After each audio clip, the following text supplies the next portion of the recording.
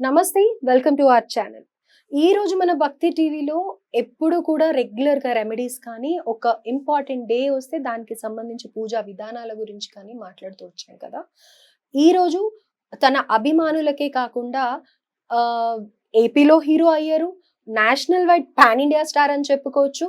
అలాగే world wide talk సృష్టించిన పవన్ కళ్యాణ్ గారి గురించి మాట్లాడుకుందాం. ఆయనకి ప్రమాదం ఉంది అని అటాక్ చేసే ఛాన్సెస్ ఉన్నాయి అని చెప్పేసి వస్తున్న వార్తల సందర్భంలో ప్రస్తుతం మనతో పాటు దేవులపల్లి బాలుచందర్ గారు ఉన్నారు. సో ఆయనతో మాట్లాడి అసలు ఆయన జాతకంలో ఇలాంటి ప్రమాదాలు జరిగే అవకాశం ఏమన్నా ఉందా, అవి ఏమైనా తప్పించుకోవడానికి నివారణ ఏమన్నా చేసుకోవచ్చా, అలాగే ఎట్ ది సేమ్ టైం ఆయన ఇప్పుడు లోకల్ పాలిటిక్స్ లో కాకుండా నేషనల్ వైడ్ కూడా ఏమన్నా పాలిటిక్స్ లోకి అక్కడ కూడా ఏమన్నా పార్టిసిపేట్ చేయొచ్చా, ఇలాంటి ప్రశ్నలకు అన్నిటికీ సమాధానం ఏముండబోతుందో ఆయనతో మాట్లాడి తెలుసుకుందాం.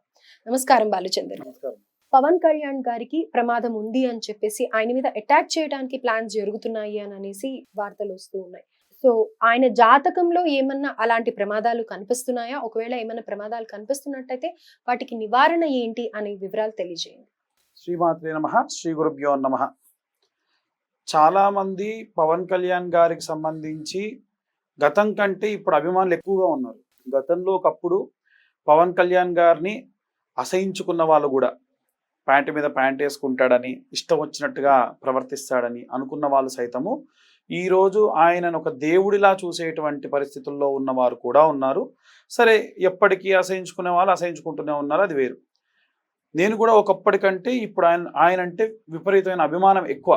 ఎందుకు అనంటే గతంలో ఆయన ఉన్నటువంటి స్థితి, ఆయన యొక్క పార్టీలో పదవులు అనేది దాటి ఎప్పుడైతే బయటికి వచ్చేసి పార్టీలో ఉన్న వాళ్ళు గెలవడం కాదు, జనాలు గెలవాలి, వాళ్లకు మంచి జరగాలి, మంచి అభివృద్ధి రాష్ట్రానికి రావాలి, నాకు పదవులు తక్కువ వచ్చినా పర్లేదు, సీట్లు తక్కువ వచ్చినా పర్లేదు అని కొడితే 6 కొట్టినట్టు 100కు 100 సీట్లు కొట్టి ఆయన ఎక్కడైతే పోటీ చేశారో అక్కడ గెలవడం, ఇవన్నీ కూడా సంపూర్ణంగా ఆయన యొక్క జాతకం యొక్క విశేషత. అయితే చాలా మంది అనొచ్చు, మరి గతంలో ఎటు వెళ్ళిపోయారండి మీరు, గతంలో చాలా మంది ఆయన ఇన్నిగా తిట్టారు కదా, ఇప్పుడేంటి ఎలా చెప్తున్నారు అంటే, మనకు జాతకంలో ఎలా ఉంటుందంటే అండి, ఇప్పుడు ఒక అతనికి సంబంధించిన జాతకం ఉంది, అద్భుతంగా ఉంది. అతను ఎవరైనా సరే ఒక మంచి ఉత్తమమైనటువంటి గురువులు వీడిలా చేస్తున్నాడే, ఇలా అయితే ఎప్పుడు బాగుపడతాడు అన్నారు అనుకోండి, ఖచ్చితంగా అతనికి జరగాల్సింది జరగకుండా ఆగిపోతుంది. అంటే గురువుల యొక్క వాక్ శుద్ధి, వాళ్ళ యొక్క వాక్కు నుంచి వచ్చినటువంటి మాట ఖచ్చితంగా తథ్యం అవుతుంది. ఫారిన్ వెళ్తాడు మా అబ్బాయి అని జాతకం చూయించుకోవడానికి ఎవరైనా మంచి పండితులు సిద్ధాంతుల మా దగ్గరకు వచ్చినప్పుడు, అమ్మా మీ అబ్బాయి ఫారిన్ వెళ్ళడం కష్టము, ఇతనికి ఈ ఫీల్డ్ అయితే బాగుంటుంది అని చెప్పిన తర్వాతకి వాళ్ళు వెళ్ళకుండా ఇప్పుడు ఆ ఫీల్డ్లో చాలా అద్భుతంగా ఉన్న వాళ్ళు కూడా ఉన్నారు. అలా గతంలో కంటే ఇప్పుడు మెరుగుగా ఉన్నారు. పాపం ఆయన ఎవరినైతే గురువుగా భావించి వారి దగ్గరికి వెళ్ళి దీక్షలు తీసుకుంటూ ఉన్నారో అన్ని రకాలుగా కూడా చాలా అద్భుతంగా దీక్ష తీసుకొని ఆ దీక్ష పూర్తిగా పాటించి దాని ప్రతిఫలాన్ని పొందుతూ ఉన్నారు. అయితే పవన్ కళ్యాణ్ గారి జాతకం గురించి ఇప్పుడు మనం మాట్లాడుకున్నట్టయితే ఇక్కడ మనకు కుండలి కనిపిస్తుంది. ఆయన జన్మించినటువంటి డేట్ ఆఫ్ బర్త్ విషయంలో కూడా చాలా మంది చాలా రకాలైనటువంటి సందేహాలు కూడా వ్యక్తం చేశారు. మనకి ఆయన పుట్టింది 1971 కాదు, 67 అని, లేదు 68 అని. డేట్ మాత్రం same, time same, month same, year మాత్రం తేడా ఉంది. అన్ని రకాలైనటువంటి క్యాలిక్యులేషన్స్ చేసిన 68లో కూడా ఇవే గ్రహ సంచారాలు కనిపిస్తూ ఉన్నాయి. 67లో అయినా సరే ఆల్మోస్ట్ ఇవే కనిపిస్తూ ఉన్నాయి, ఏవి ఎక్కువగా మారట్లేదు. లగ్నం నుంచి మనం చూసుకున్నట్టయితే లగ్నంలో కేతు ఉండడం వల్ల, లగ్నం నుంచి 7వ స్థానంలో మనకి రాహు ఉండడం వల్ల, రాహు ఏంటంటే ఉచ్చస్థితిలో ఉంటే ఆయన కళలు, క్రీడలు వీటికి సంబంధించి బాగా అభివృద్ధి చెందేట్టుగా చేస్తారు. బాల్యం నుంచి చూసుకున్నట్టయితే పవన్ కళ్యాణ్ గారు కూడా చాలా సార్లు ఏంటంటే, నేను అస్సలు సినిమా స్టార్ అవుతానని అనుకోలేదు, నాకు కరాటేలు అంటే ఇష్టము, గన్స్ అంటే బాగా ఇష్టము, గార్డెనింగ్ అంటే ఇష్టం అని చాలాసార్లు చెప్పారు ఆయన కూడా. ఇలా జాతకం ఉన్న వాళ్ళు కూడా అనూహ్యంగా వారు వారు కూడా అనుకోకుండా ఇలాంటి జాతకమే ఇంకొక స్టార్కు ఉందండి, సూర్య గారు. ఓకే. ఆయనకు సంబంధించి జాతకం కూడా చూసినట్టయితే సేమ్ ఇలాగే ఉంటుంది. పవన్ కళ్యాణ్ గారికి ఎలా అయితే లైఫ్లో అసలు హీరో అవ్వాలి, యాక్టర్ అవ్వాలి అనేది లేదో, సూర్య గారికి కూడా లేదు. అనుకోకుండా ఆర్థిక పరిస్థితి బాలేక ఆయన ఉన్నట్టుండి సూర్య గారు కూడా సినిమాలోకి వచ్చారు. ఈయన కూడా అలాగే యాదృచ్ఛికంగా వచ్చి ఈరోజు ఇప్పుడు పవన్ కళ్యాణ్ గారి జాతకంలో ఉన్నటువంటి గొప్ప విశేషం ఏంటంటే ఇదండి. ఏ ఏ గ్రహాలు ఎక్కడెక్కడ ఉన్నాయో ఒకసారి చూసుకున్నట్టయితే గురువు అతని యొక్క స్వక్షేత్రానికి ముందు అంటే అనుకూలంగా ఉన్నటువంటి సేనాధిపతి అని అంటారు. ఇది సాధారణంగా ఈ యొక్క గ్రహం. ఇప్పుడు గురువులు వెళ్ళి ఎక్కడైనా సేనాధిపతి ఇంట్లో ఉంటే రక్షణ ఉంటుందా, ఉండదా? అలా ఆయనకు దొరికినటువంటి గురువులు ఫస్ట్ నుంచి చూసుకుంటే యాక్టింగ్ నేర్పించిన గురువులు కానీ, ఆయనకి కరాటే నేర్పించిన గురువులు కానీ మంచి మంచి ప్రొఫెషనల్స్. కాబట్టి అలాంటి వారు దొరికారు. ఆయనకు ఉన్నటువంటి లక్షణం ఏంటంటే ఏదైనా సరే సాధించాలి అనుకోండి, దాని గురించి 100కు 100% శ్రమ చేయాలి, కృషి చేయాలి, ఫలితం గురించి ఆలోచించొద్దు. ఆయన అలాగే సినిమాలు చేసుకుంటూ వెళ్ళారు, అలాగే రాజకీయాల్లోకి కూడా వచ్చారు. అయితే సామాజిక స్పృహ అనేటువంటిది సూర్యుడికి సంబంధించినటువంటిది. రాజకీయాలు కానీ, గవర్నమెంట్ ఉద్యోగులు కానీ, గవర్నమెంట్కి సంబంధించిన ప్రాజెక్టులు కానీ, ఈ యొక్క లీడర్షిప్ క్వాలిటీస్ కానీ అన్నీ కూడా సూర్యుడికి సంబంధించినవి ఉంటాయి. ఈ సూర్యుడు ఆయన యొక్క స్వక్షేత్రంలో ఉన్నాడు. అంటే సొంతింట్లో రాజు ఉంటే ఎంత గ్రాండీవర్గా ఉంటారు, అంత గ్రాండ్గా ఉంటారు. అయితే ఎప్పుడైనా సరే శని చేసేటువంటి లక్షణం ఏమిటి అంటే, ఒక బాణం ఉందనుకోండి, బాగా గుంజి వదిలిపెట్టేస్తే మనం ఎంత గుంజామో దానికి 18 రెట్లు ముందుకు వెళ్తుంది. ఆయన యొక్క దశాకాలం కూడా, శని దశాకాలం కూడా 20 సంవత్సరాలు. కాబట్టి సూర్యుడి యొక్క స్థితిని, శని యొక్క స్థితి, గ్రహస్థితిని బట్టి అన్ని గ్రహాలు కూడా పీక్స్ లో ఉన్నాయి. ఇక్కడ చాలా మంది ఆయన్ని తరచూ కామెంట్ చేసేటువంటిది ఏదో అదే ఆయన జాతకరీత్యా బాలేదు, అదే శుక్రుడు. శుక్రుడు కలత్ర స్థానం. అయితే పవన్ కళ్యాణ్ గారి జాతకరీత్యా 3 పెళ్లిళ్ళు అవ్వడానికి కారణం ఏంటి అంటే ఆయన మ్యారేజ్ చేసుకోకూడనటువంటి సమయంలో చేసుకోవడం. అదే పవన్ కళ్యాణ్ గారు గనక 30 సంవత్సరాలు, 32 సంవత్సరాలు, 35 సంవత్సరాలకు గనక, అంటే తర్వాతకి కొంచెం లేట్గా గనక వివాహం చేసుకొనుంటే విదేశాల్లో ఉండేటువంటి స్త్రీని వివాహం చేసుకునేటువంటి యోగ్య జాతకం ఆయనకు ఉంది. అంటే ఇలా జాతకం ఉన్నవారు ఏం చేస్తారంటే సాధారణంగా అబ్బాయిలకైతే అర్క వివాహం అని, అమ్మాయిలకైతే కుంభ వివాహం అని చేస్తారు. అసలు మ్యారేజ్ చేసుకునే ముందు ఇవి చేసుకుంటే ఇప్పుడు ఐశ్వర్యరాయ్కి, అభిషేక్ బచ్చన్ కి కూడా విడాకుల గొడవ అవుతుంది. ఈ ప్రాబ్లం వస్తుందని అమితాబ్ బచ్చన్ గారికి ముందే తెలుసు. అందుకని వివాహం అయ్యేదానికంటే ముందు చెట్టుకిచ్చి వివాహం చేసిన తర్వాతకి అభిషేక్ బచ్చన్ గారికి ఇచ్చి వివాహం చేశారు. సో అలా చేయడం వల్ల మనుషులతోని మళ్ళీ మళ్ళీ వివాహం అయ్యేదేదో ఆ దోషం అక్కడితో పోతుంది. అది చేసుకోకపోవడం వల్లనో లేదా వివాహం కొంచెం ఆలస్యమైన చేసుకొని ఉంటే బాగుండేది. అది వినా ఇంకేమైనా సరే ఓకే. అయితే ఇప్పుడు పవన్ కళ్యాణ్ గారి జాతకరీత్యా గడిచినటువంటి రోజులలో ఆయన జన్మతః శుక్రమహర్దశలో జన్మించారు. మనందరూ తెలుసు వీడికి శుక్రమహర్దశ పట్టిందిరా అంటారు. కాబట్టి శుక్రమహర్దశ కాలంలో ఉండి రాహుదశ కాలంలోనే ఆయనకు సంబంధించినటువంటివి సినిమాకు సంబంధించి రాజకీయ సంబంధితమైనటువంటి వ్యవహారాల్లో కూడా ఉచ్చ స్థితిలోకి వెళ్ళడం కూడా జరిగింది. అయితే ఆయనకి చాలా మంది అనేటువంటిది ఏంటంటే రాహు ఏం చేస్తాడో మీకు చెప్తే ఒక అవగాహన వస్తుంది. ఇప్పుడు నడిచే దశాకాలం కూడా రాహుదశాకాలం నడుస్తుంది. రాహు ఏం చేస్తాడు అంటే మంచి చెడుగా చూపిస్తాడు, చెడు మంచిగా చూపిస్తాడు.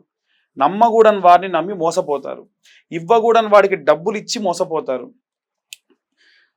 విపరీతమైనటువంటి మత్తు, విపరీతమైనటువంటి కోపము, ఆస్తంతా కోల్పోవడము, అప్పులు చేయడము, ఇవన్నీ కూడా రాహుదశ కాలంలో జరుగుతాయి.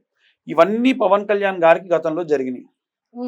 మనుషుల్ని నమ్మి పాపం డబ్బులు ఇచ్చి మోసపోయి ఆ డబ్బంతా కోల్పోయి నమ్మకూడని వాడిని నమ్మడము, విపరీతమైన ఆస్తి నష్టము, నిద్రలేమితనము, అందుకని ఇవ్వకూడని వారికి సీట్లు ఇచ్చి గతంలో ఇబ్బంది పడ్డారు.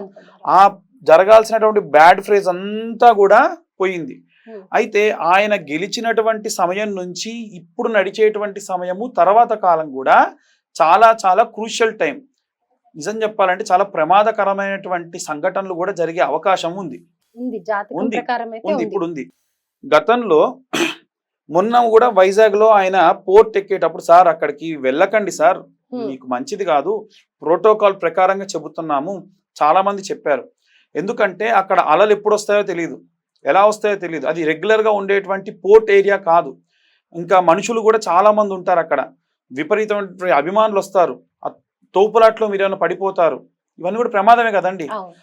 ఇలా ఈ రకమైనటువంటి ప్రమాదాలు ఇంకా ఎన్నో ఉన్నాయి. కానీ ఆయనకు 2025 సెప్టెంబర్ వరకు ఈ ప్రమాదాలన్నీ కూడా ఉన్నప్పటికీ ఏమీ కాదు. ఎందుకు నేను అంతగా చెబుతున్నాను అంటే, వారాహి అమ్మవారి యొక్క సంపూర్ణ కృపా కటాక్ష దీక్షణ వీక్షణాలు మెండుగా ఉన్నాయి. ఆయన వారాహి దీక్ష తీసుకున్నప్పుడు మాకు తెలిసిన కొంతమంది స్నేహితులు కూడా వెళ్ళి ఆయన ఆఫీస్లో పూజ జరిగేటప్పుడు కానీ, ఆ కూష్మాండ బలి జరిగేటప్పుడు కానీ, హోమం జరిగేటప్పుడు కానీ టైమింగ్స్తో సహా నోట్ చేసుకొని నాకు చెప్పారు. వారాహి అమ్మవారికి ఉదయం పూట పూజలు చేయకూడదు, సాయంత్రం సమయంలో చేయాలి. సాయంత్రం సమయంలో పూజ చేయాలి అంటే సాయంత్రం దాకా అమ్మవారికి నివేదన చేసేంత వరకు కూడా కేవలం నీరు తాగి ఉండాలి. ఆయన ఈ దీక్షాకాలంలో చేశారండి అలాగా. జనసంచారం చేస్తున్నప్పుడు కూడా మనకు డబ్బు ఉంది, ఆస్తి ఉంది, తినాల్సిన తిండి ఉంది, లావియస్ లైఫ్ ఉంది, అయినా కానీ నేల మీద పడుకుంటే దాన్నే దీక్ష అంటారు. ఆయన అది చేశారు. అంటే దేవుడు మీకు ఏవైతే కష్టాలు ఇవ్వాలి, ఏవైనా మిమ్మల్ని నష్టపరచాలనుకుంటున్నాడో మనమే తీసేసుకున్నాం అనుకోండి, ఇంకా ఆయన చేసేది ఏముంటది. ఓకే, మీరు ఇందాక అన్నారు ఆయన ఏదైనా 100% చేస్తారు, రిజల్ట్ గురించి ఆలోచించారు. సో ఇప్పుడు ఈ 41 days దీక్షలు కూడా ఆయన ఎన్నో చేశారు. అయితే ఒక్కసారి దీక్ష చేస్తే 10 సంవత్సరాల వరకు కూడా మన జాతకంలో ఉన్నటువంటి ప్రమాదాలు, మనల్ని అసహించుకునే వాళ్ళు, నరదిష్టి అన్ని కూడా కొట్టుకుపోతాయి. మనిషి జీవితంలో కనీసం 41 రోజులు కఠినంగా చేయాలి. 41 రోజుల పాటు కఠినంగా ఏకభుక్తం భూషయనం అంటే ఏకభుక్తం భూషయనమే చేయాలి. నత్తం చేయాలంటే అలాగే చేయాలి. ఇలా పాటించిన వారికి 10 సంవత్సరాల పాటు ఇప్పటివరకు ఆయన ఎన్నోసార్లు చేశారు. కాబట్టి ఎటువంటి ప్రమాదం లేదు, వాళ్ళ అభిమానులు కూడా కంగారు పడాల్సిన అవసరం లేదు. ఖచ్చితంగా ఆయనకే కాదండి, ఆయన ఎవరినైనా రిఫర్ చేసినా వారికి కూడా రాజయోగం వస్తుంది ఖచ్చితంగా. ఇప్పుడు నాగబాబు గారికి ఎంపీ సీట్ ఏదో ఇవ్వాలని ఆయన వెళ్ళారు. అక్కడ పిఎంఓ ఆఫీస్ వాళ్ళు ఏమన్నారంటే మీరు రావాల్సిన అవసరం లేదు, మీ మాట చాలు అన్నారట. అంటే చూడండి, అంటే ఒకప్పుడు అసలు తీసి పడేసినటువంటి వ్యక్తులు కూడా ఈ రోజు నెత్తిన పెట్టుకుంటున్నారు. కాబట్టి జాతక రీత్యా ఆయనకి ప్రమాదాలు ఉన్నాయి, ఆయనకి అది జరగబోతుంది, ఇవి జరగబోతుంది, అవి ఏవి లేవు.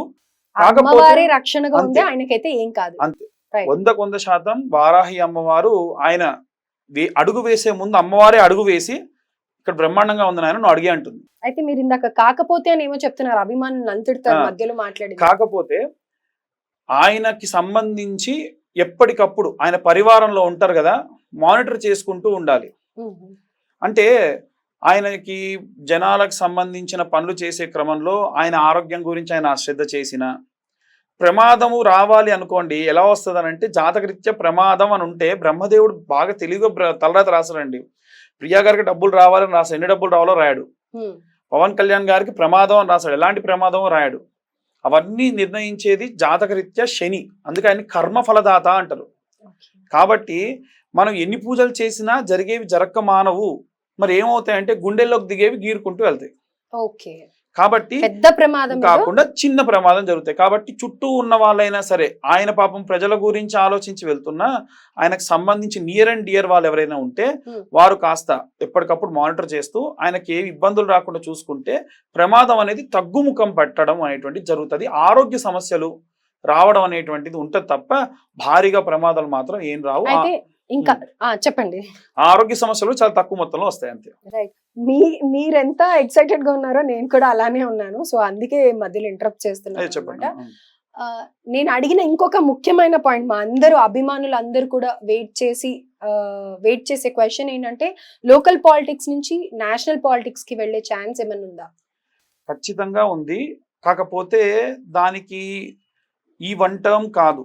ఎందుకంటే పవన్ కళ్యాణ్ గారికి కూడా తెలుసు ఇప్పుడున్నటువంటి 5 సంవత్సరాల వ్యవధి కాలము రాష్ట్రాభివృద్ధి, రాష్ట్రం ఎలా ఉండబోతుంది, దానికి ఈయన ఎఫర్ట్ ఎంత పెట్టాలి అని ఆయన పర్సనల్ సినిమాలు చేయడం కూడా పక్కకు పెట్టి ఇవన్నీ చేసేదానికి కారణం కూడా అదే. అయితే ఆయన హైందవ ధర్మ ట్రస్ట్ ఒకటి పెట్టాలి, మనకి ఒక హైందవ ధర్మ బోర్డు అనేది పెట్టాలి అనేది ఉందో అది ఖచ్చితంగా ఫ్యూచర్లో ఇంప్లిమెంట్ అవుతుంది. దానికి వేసినటువంటి నాంది మామూలుగా వేయలేదు.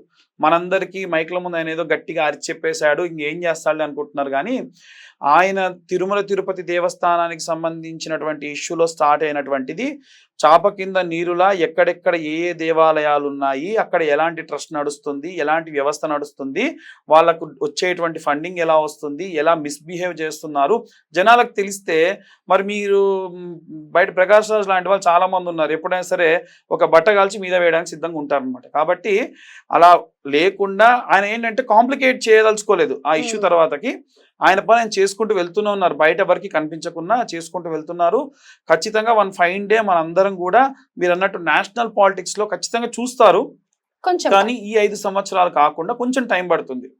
మనం నేను మీకు చెప్పినటువంటి టైం 2025 సెప్టెంబర్ తర్వాతకి వాటికి సంబంధించి మనం అందరం కూడా చూస్తాం, అంటే వచ్చే సంవత్సరం సెప్టెంబర్లో. రైట్. సో గురుగారు చాలా అద్భుతంగా చెప్పారు. అభిమానులు ఎవరైతే నిజంగా ఎదురు చూస్తున్నారో, అలాగే వరి అవుతున్నారో, అసలు పవన్ కళ్యాణ్ గారికి ఎలాంటి ప్రమాదం జరగొద్దు అని చెప్పి ఆల్రెడీ చాలా మంది వాళ్ళు కూడా దీక్షలు స్టార్ట్ చేయడం కానీ, వరి అవ్వడం కానీ, అయ్యో అనుకోవడం కానీ ఇలాంటివన్నీ ఉన్నాయి కదా. వాళ్ళందరికీ ఊరటగా ఈ వీడియో ఉంటుంది. అలాగే ఎట్ ద సేమ్ టైం సనాతన ధర్మం గురించి స్టార్ట్ చేశాడు, మొన్న ఒక వీడియో వచ్చింది, ఇప్పుడు ఎండ్ అయిపోయింది అనుకునే వాళ్ళకి కరెక్ట్ సమాధానం ఇచ్చారు. At the same time national politics లో కూడా చూడబోతున్నారు పవన్ కళ్యాణ్ గారిని. సో షేర్ చేయండి రా సాంబా ఈ వీడియోని, ఇది ఒకటే చెప్తాను.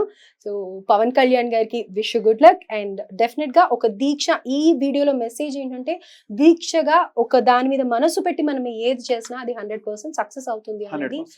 మోరల్ ఆఫ్ ది స్టోరీ అని చెప్పొచ్చు. రైట్. థ్యాంక్ యూ గురువు గారు, థ్యాంక్ యూ సో మచ్. ధన్యవాదాలు.